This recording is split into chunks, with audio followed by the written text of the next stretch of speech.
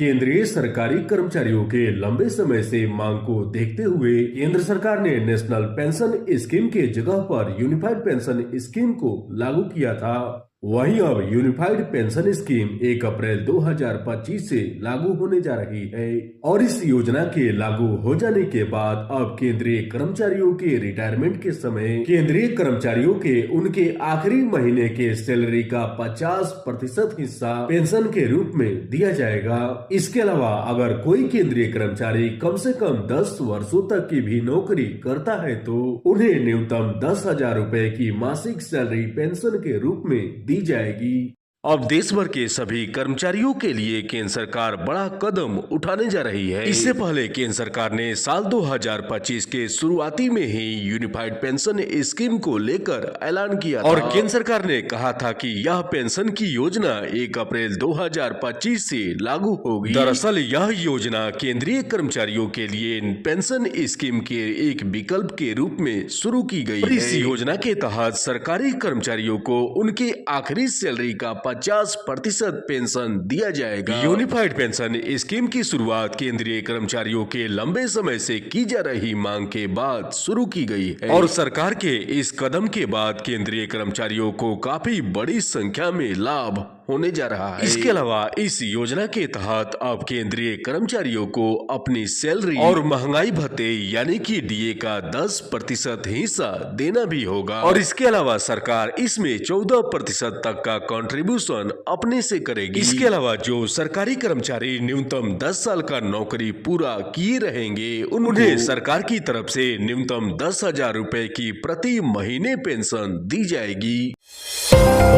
प्रधानमंत्री नरेंद्र मोदी ने अंतर्राष्ट्रीय महिला दिवस के मौके पर नारी शक्ति को नमन किया। इसके अलावा प्रधानमंत्री ने गुजरात के नवसारी में महिलाओं के एक कार्यक्रम को भी संबोधित किया। अंतर्राष्ट्रीय महिला दिवस के मौके पर आयोजित कार्यक्रम को संबोधित करते हुए प्रधानमंत्री ने कहा है कि अलग अलग क्षेत्रों में ख्याति प्राप्त महिलाएं एक दिन के लिए उनका सोशल मीडिया का अकाउंट संभालेंगी। इसके अलावा प्रधानमंत्री ने लखपति दीदी सम्मेलन कार्यक्रम को संबोधित करते हुए प्रधानमंत्री ने कहा है कि हमारी सरकार ने महिलाओं के सशक्तिकरण के लिए काम किया है और 2014 के बाद से केंद्र सरकार में सबसे अधिक महिलाएं मंत्री बनी हैं और संसद में भी महिलाओं की मौजूदगी में बड़ी बढ़ोतरी हुई है।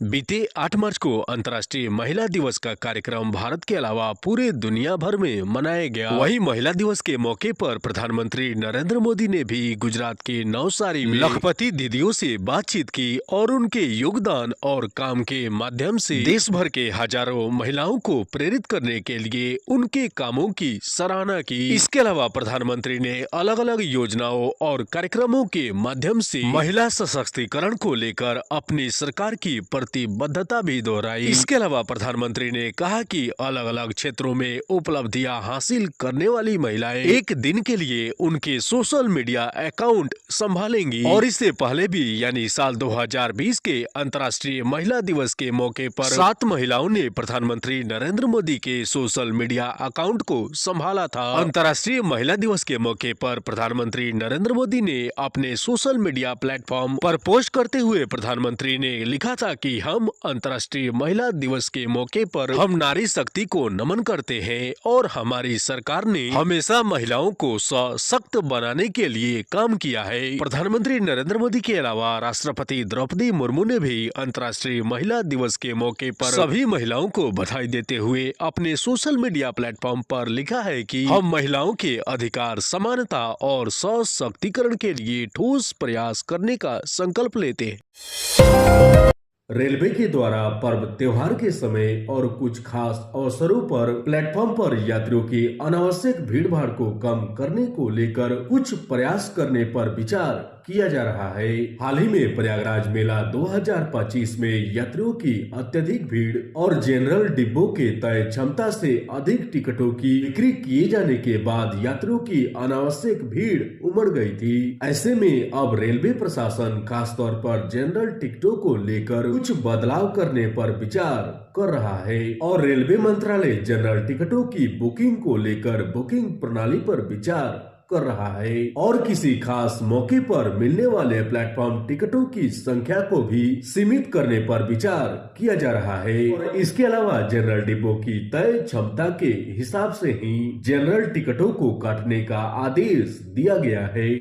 उत्तर प्रदेश में लगे प्रयागराज महाकुंभ मेला 2025 में यात्रियों की भगदड़ के बाद और आने वाले दिनों में होली जैसे बड़े त्योहारों पर रेलवे में खासतौर पर जनरल डिब्बों में यात्रियों की तय क्षमता से अधिक यानी ओवरलोड और भीड़ भाड़ की वजह से बचने के लिए और यात्रियों को कोई परेशानी नहीं हो, इसके लिए रेलवे प्रशासन जनरल टिकटों को लेकर कुछ बदलाव कर सकता है। इसके अलावा रेलवे की तरफ से ट्रेन की यात्रा को अधिक सुविधाजनक बनाने को लेकर कुछ बदलाव किया गया है। इस बदलाव के तहत वेटिंग टिकट वाले यात्रियों को स्लीपर और एसी कोचों में यात्रा की अनुमति नहीं होती है। इन बदलाव का उद्देश्य यात्रियों को बेहतर सुविधा प्रदान करना और भीड़ भाड़ को रोकना है। इसके अलावा रेलवे के द्वारा डिजिटल बुकिंग को लेकर भी काफी बढ़ावा दिया जा रहा है, जिससे ट्रेनों में यात्रा करने वाले यात्री अपने मोबाइल फोन के जरिए टिकट की बुकिंग कर सकते हैं। इसके अलावा वेटिंग टिकट वाले यात्रियों को स्लीपर और एसी कोचों को छोड़कर जनरल डिब्बों में यात्रा करने की